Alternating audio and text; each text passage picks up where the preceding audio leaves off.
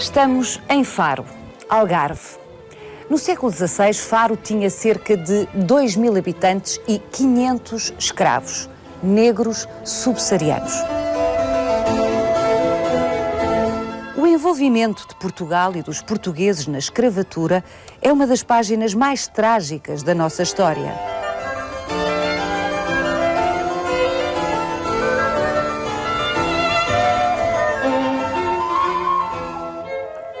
Mas a história que vamos hoje contar aqui é de alguma forma benigna. Nos séculos XVI, XVII, XVIII, o Algarve, Faro em particular, foi palco de um processo de integração dos escravos africanos único no país e no resto da Europa. Vai querer saber mais? Venha connosco nesta visita guiada.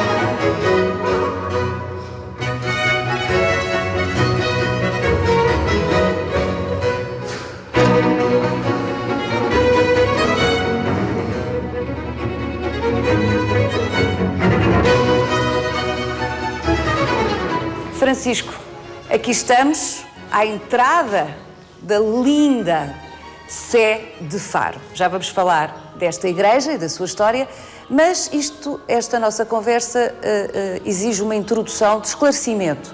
Se nós fôssemos falar da história da escravatura em Portugal, mais propriamente do envolvimento de Portugal com o mercado de escravos, provavelmente deveríamos estar em Lagos. É verdade. Onde ainda existe um edifício que se supõe ter sido o local onde se fazia o mercado dos escravos. Mas, de facto, não é essa a história que nós vamos hoje aqui contar. Vamos seguir-lhe as pisadas, assim, Francisco Lameira, para contar que história, exatamente? Uma história muito interessante, em que, mais do que o mercantejar os escravos, vamos nos aperceber de como a população algarvia teve capacidade de aceitar e de miscigenar com toda esta gente. E muitos de nós, incluindo eu, já somos o resultado dessa miscigenação. Mas a um nível completamente, essa miscigenação é um nível muito mais fundo e tem uma escala, tem uma dimensão que nós não suporíamos. No século XVI havia 2.000 habitantes em Faro. 2.000 e tal habitantes, e para essa população de farenses, assim se pode dizer, tínhamos 500 escravos, o que dava uma percentagem à volta de 20%, o que é muito relativamente a outras regiões do país, onde a percentagem poderia andar entre os 2, os 12, os 16 ou os 18%. Portanto, aqui em Faro temos indícios de uma percentagem um pouco maior do que no resto do país. E esses escravos negros eram da África, do norte da África ou da África subsaariana? Era subsaariana. Portanto, negros. Negros. Também havia uma comunidade mourisca, mas essa será para outra ocasião. Para outras conversas. Exatamente. Muito bem. Temos uma surpresa, ou o início de uma série de surpresas que o Francisco nos vai apresentar aqui dentro da sede de Faro, mas antes de cruzarmos este magnífico pórtico, convém muito brevemente recordar a história deste edifício. Sim, e rapidamente, este edifício só foi Sé a partir de 1577. Isto é, Após a reconquista cristã neste local, vai-se fixar uma igreja matriz, a igreja que, no fundo, dava corpo ao Conselho, o Conselho de Faro. Tinha aqui a sua igreja-mãe. Não sei se tem presente que, no século XVI, devido aos descobrimentos e à expansão marítima, era necessário que a sede do bispado não tivesse em Silves, porque Silves fica no interior. Era necessário navegar o rio Arade, que estava com problemas graves de assoreamento e, por outro lado, os mosquitos provocavam epidemias. Ora, era necessário fazer com que a sede do bispado ficasse no litoral e três localidades disputavam: Lagos, Faro e Tavira. Lagos tinha um inconveniente que ficava muito a Barlavento. Tavira tinha outro inconveniente, ficava noutra ponta, a Sotavento. Faro tinha o grande conveniente de ter aqui uma proteção que era a Ria Formosa. A Ria Formosa era de uma riqueza muito grande, mas impedia a entrada da pirataria. Era uma muralha natural. Exatamente, era uma muralha natural. E então quando se escolhe Faro vai ser elevada de vila a cidade para poder acolher o bispo que vinha de Silves. Portanto, Silves deixa de ser a sede do bispado e passa a ser esta igreja que pertencia à Ordem Militar de São Tiago. É aí que este templo passa a ter a categoria de Sé. Exatamente, passa a ser a categoria de Sé. Mas, em 1596, está a ver, pouco tempo depois, estávamos sob domínio espanhol e os ingleses, que saqueavam uma série de cidades aqui e de localidades aqui no Mediterrâneo, depois de virem de Cádiz, vieram aqui e queimaram e incendiaram a cidade de Faro. E, nessa altura, a igreja foi queimada, foi destruída. Daí que os arcos e a estrutura principal já é do princípio do século XVII e, portanto, os vestígios góticos sobrevivem, nomeadamente neste portal e em duas capelas laterais. Muito bem, sendo que, evidentemente, o retábulo, o da Capela Mor, da Capela Mor, tem lá obviamente, a data 1640, portanto já posterior a esta grande campanha. Já é posterior, portanto isto foram várias campanhas ou várias Exatamente. Obras sucessivas, não é verdade? Sim, para que se compreenda que não corresponde tudo exatamente à mesma época. Portanto, feita a introdução a esta lindíssima Sé, à Sé de Faro, talvez convenha então começarmos a seguir intensamente a pista da nossa história, que são figuras de negros no contexto das narrativas católicas, e isso é muito raro ou muito pouco frequente. Vamos ver.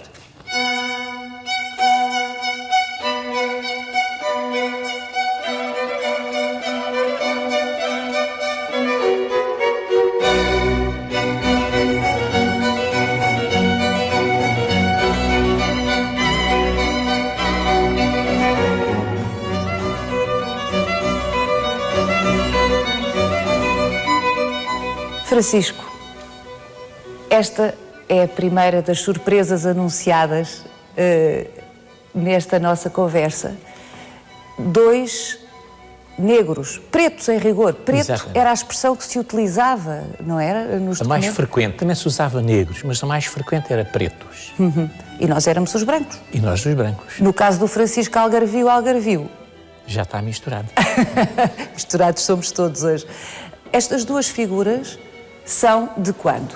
Ora, em princípio, nós não temos uma data escrita, mas temos o brasão do bispo Dom Simão da Gama, que é bispo no Algarve entre 1685 e 1703. Em 1703 é nomeado arcebispo de Évora.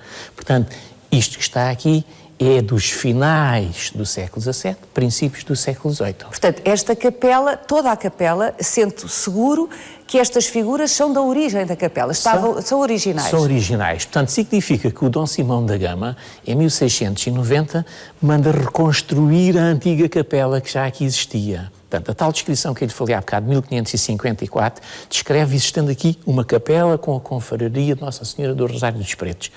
O Dom Simão da Gama, em 1690, vai mandar reconstruir esta capela, que apesar de ser dos escravos africanos, no entanto, ele vai, no fundo, colocá-se na qualidade de protetor. E para quê? porque ele não sabia ainda que ia ser nomeado arcebispo de Évora e vai mandar construir isto para ser a sua sepultura. Portanto, no fundo, isto era uma capela privativa para receber a sua sepultura, para receber o seu túmulo. De facto, em 1703 ele vai embora e não foi concluída a obra prevista, mas de facto estas duas figuras de negros lampadários... Lampadários de lâmpadas, aliás, como se vê aqui, não é? Que iluminavam, não é? Exatamente, que iluminavam. Que é uma raridade, não se encontra em mais nenhum sítio do país. De facto, temos outras capelas com retábulos dedicados a Nossa Senhora do Rosário, ao São Benedito, a Santa Ifigénia, mas de facto estas duas figuras... Quando nomeia essas figuras, Nossa Senhora do Rosário, São Benedito, Santa Ifigénia, é porque tem uma relação particular com os negros? Exatamente. Não era só a Nossa Senhora do Rosário que servia de culto aos negros. Portanto, eles, a comunidade africana, para além da Nossa Senhora do Rosário, também cultuavam a Santa Ifigénia e o Santo Ilisbão, que eram dois santos carmelitas. Nós já vamos ver representações noutro local. Assim como também tinham o culto a São Benedito, esse mais divulgado pelos franciscanos. Às vezes na documentação surge a seguinte referência: São Benedito, ainda que preto nas cores, branco nas ações. Repara a piada. Portanto, no fundo, temos outros exemplos. Olhe, por exemplo, na igreja de São Francisco no Porto, naquela igreja tão interessante, lá está uma capela de Nossa Senhora do Rosário e de São Benedito. Agora, de facto, estas duas figuras são extraordinárias porque não se encontra em mais sítio nenhum do país. É uma referência explícita que, no fundo, isto era uma capela da população africana, com o patrocínio, de facto, do bispo. No fundo, repare, isto era uma obra de arte total, significa que a totalidade do espaço estava decorado. Lá em cima foi pintado de branco e com aquela cor, mas houve pintura de grotesco. Portanto, isto era uma obra de arte total. E foi aqui gasto muito dinheiro, 15 mil cruzados. Mas a comunidade africana não tinha essas possibilidades. Só saía, no fundo, beneficiada na medida em que o culto prestava-se num local de grande acolhimento, de grande qualidade, e o bispo também saía como porque era, de facto, um protetor.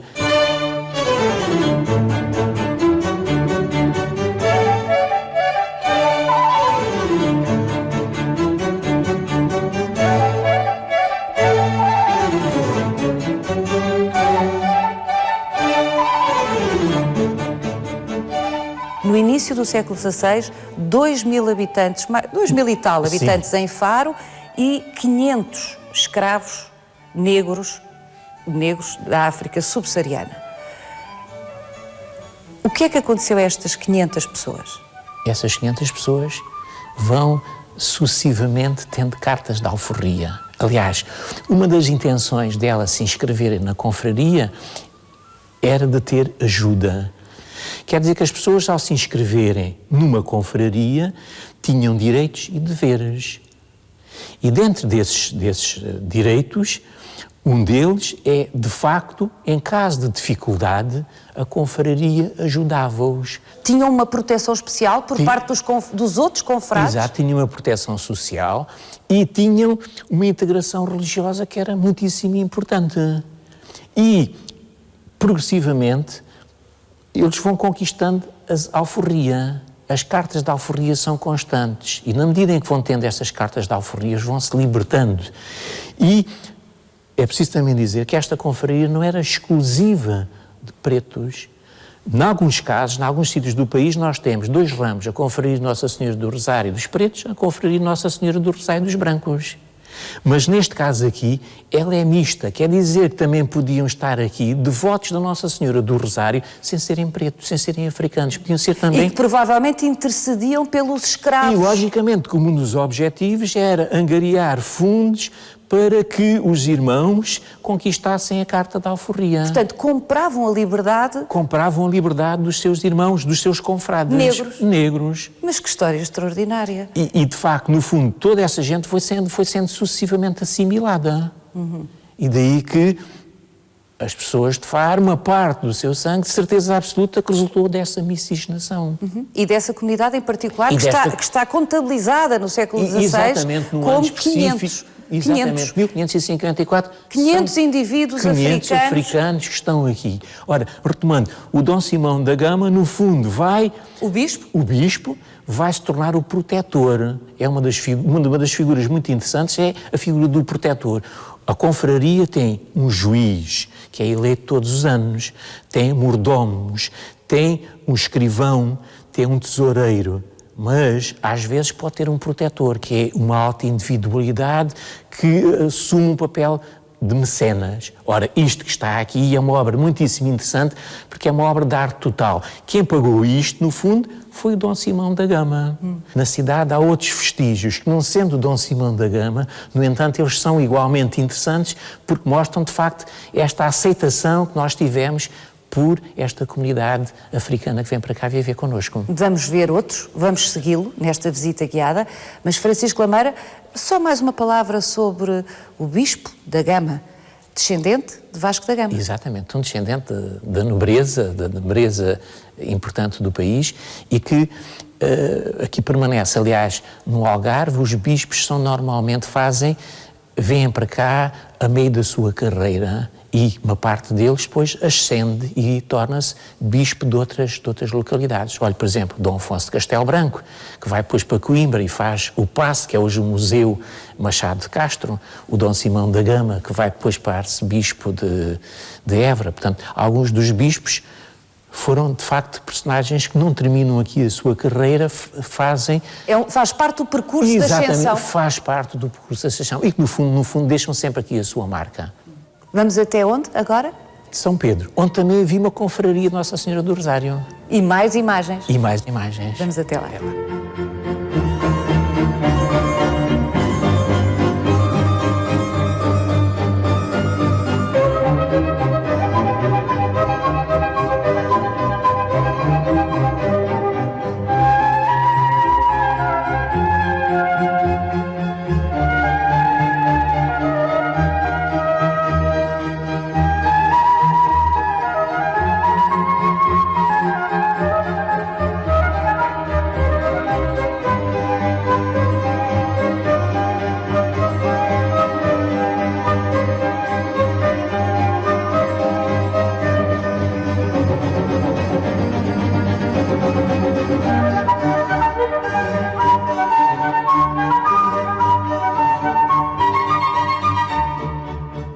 Esta pintura fala-nos de tudo aquilo que nos tem estado a dizer, do processo de miscigenação que se deu aqui muito particularmente no Algarve, em Faro, onde estamos.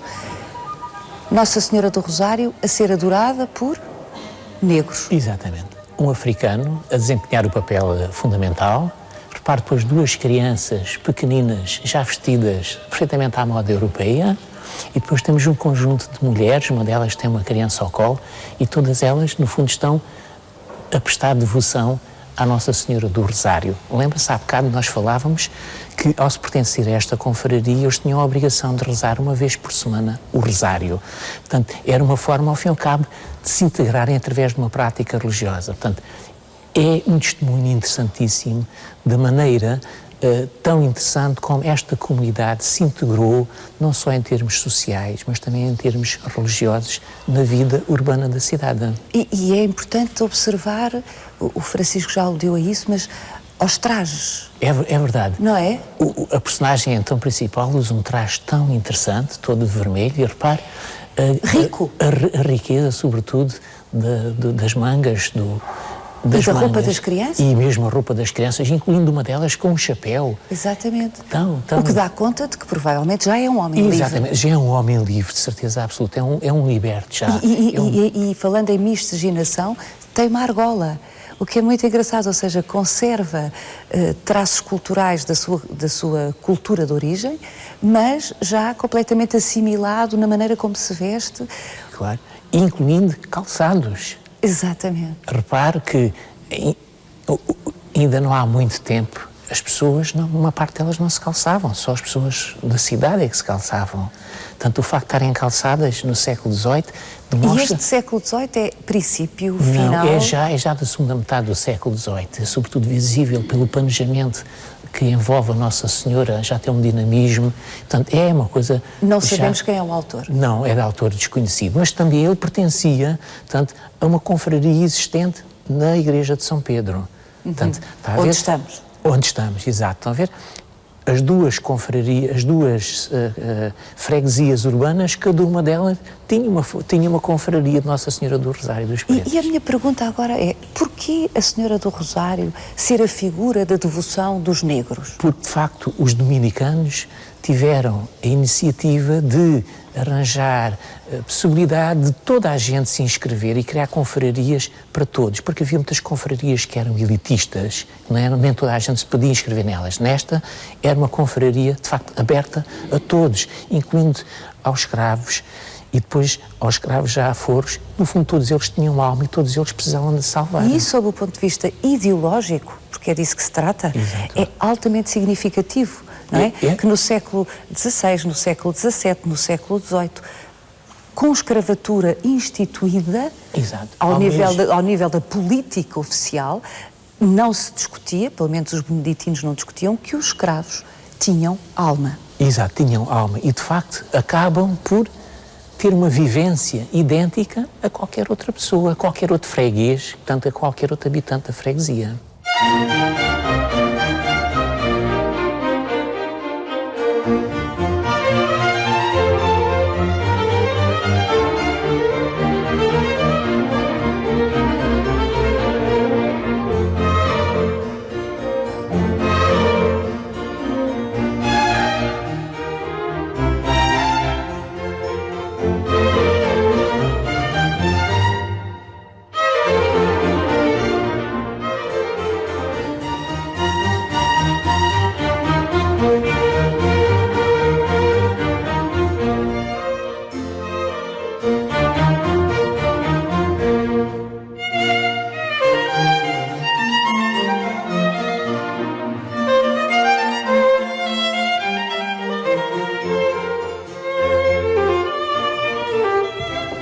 Até na igreja da Ordem Terceira do Carmo, uma das mais ricas, seguramente uma das mais sumptuosas, se não a mais sumptuosa igreja de Faro, talvez seja a mais sumptuosa igreja de Faro, magnífica, até aqui, no século XVIII, se representaram dois santos negros. E Santa Ifigénia, aqui está ela, e Santo Elisbão. Fale-nos destes santos e da sua presença aqui.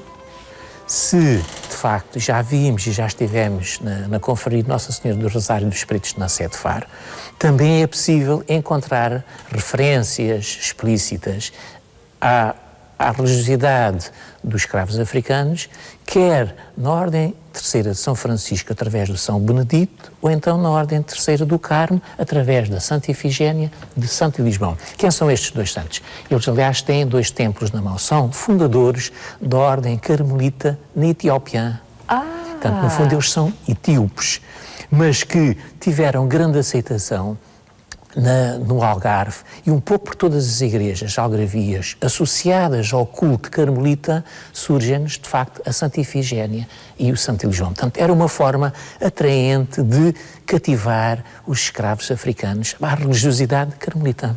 Francisco, no século XVIII já se assinava, já havia a ideia de autor, as peças já tinham autoria, mas então em contextos religiosos era preciso ser de facto um mestre muito reconhecido para ter direito a uma assinatura.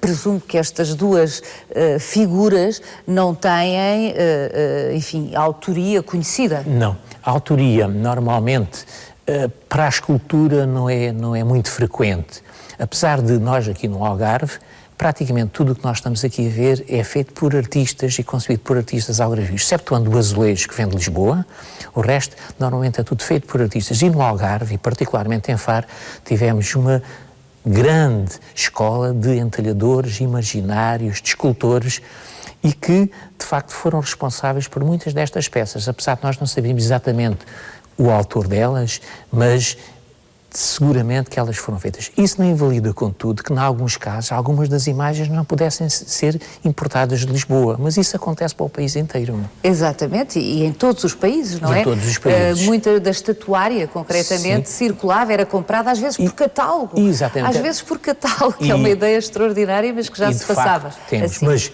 aqui na Igreja do Carmo há um conjunto magnífico de imagens processionais de uma procissão muito famosa na época, que era a procissão do Triunfo, que foram feitas por um grande escultor que nós tivemos no Algarve, chamado Manuel Martins, que mesmo na época se chamava e era apelidado de escultor famoso. Não é ele que já faz isto, que ele já tinha morrido, mas são seguramente os sucessores da sua oficina. Discípulos, alunos. Sim, alunos e continuadores da sua oficina.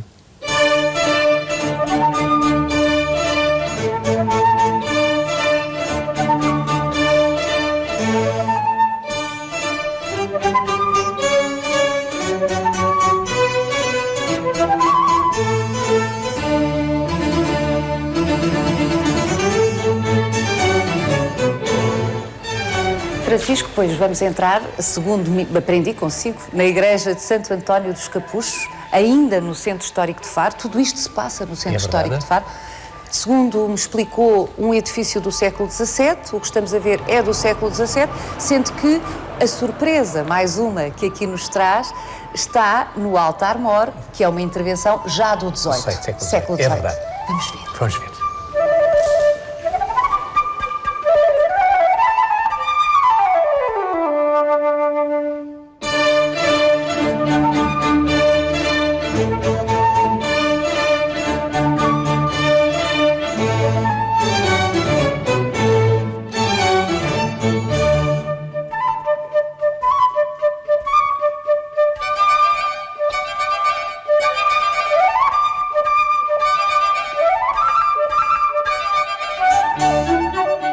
Cá estão, Francisco Lameira, mais 2 surpresas. Em rigor, mais 4 surpresas. 4 figuras. De Atlantes. Sim, mas 4 negros. 4 negros, é verdade. Apesar de estarmos numa igreja conventual, portanto, dos Capuchos da Piedade...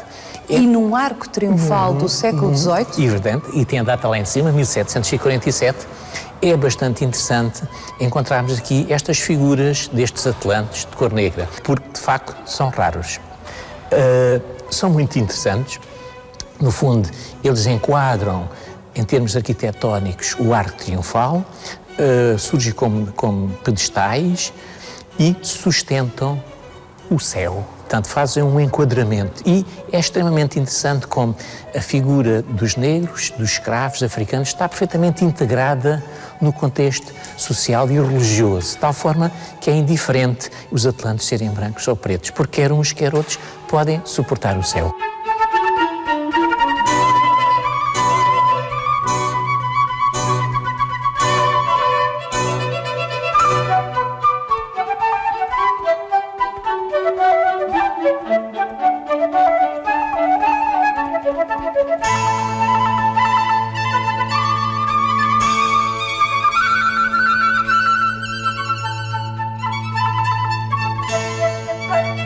De resto, dá-se esta curiosidade, que já tínhamos verificado também nos pretos lampadários da Sé, que é a fisionomia não é africana. A fisionomia é de branco, não é? Portanto, a sensação que se tem é que se fazem os anjos, no caso, enfim, os atlantes, as figuras que fariam normalmente, simplesmente pintam-nas. Eu não sei se é pintado, se a madeira é diferente. Em princípio é pintado, porque a madeira aqui deveria ser a madeira de castanho proveniente da Serra de Monchique. A Serra de Monchique, devido ao seu microclima, facilitava e possibilitava muito a madeira de castanho. Claro, pois tinha esta policromia que lhe dava esta tonalidade. Mas o facto de ter sido pintado negro, estas 4 figuras, ainda por cima num lugar preponderante, porque estão a sustentar todas as outras. Exatamente. Não é?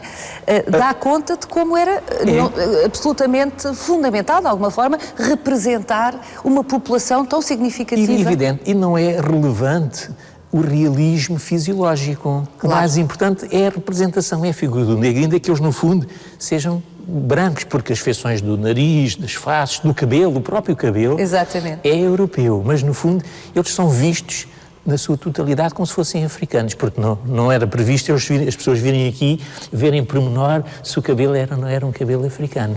Os monges, porque é disso que se trata, Sim, isto era uma ordem... É uma ordem, embora fosse possível, em algumas cerimónias, vir aqui e ter acesso público, mas isto fundamentalmente era para a comunidade conventual que aqui existia. Mas, como digo, era possível também vir aqui, em determinados dias, assistir a população, vir aqui assistir a algumas cerimónias. Mesmo para um templo de uma comunidade conventual reservada, não sei se era de clausura ou não, mas não era de clausura, mas que se reservava, a maioria das vezes, o templo para as suas próprias orações, mesmo neste caso, houve a necessidade, em Faro, no Faro do século XVIII, de representar... É de facto uma sociedade plurirracial e que é bastante interessante. O que é mesmo interessante é que essa plurirracialidade tivesse necessidade de se exprimir iconograficamente em locais tão importantes como igrejas, não é? Necessidade e aceitação. Exatamente. Porque podia ser rejeitado e não era. Aliás, é sinal de uma pluralidade ideológica.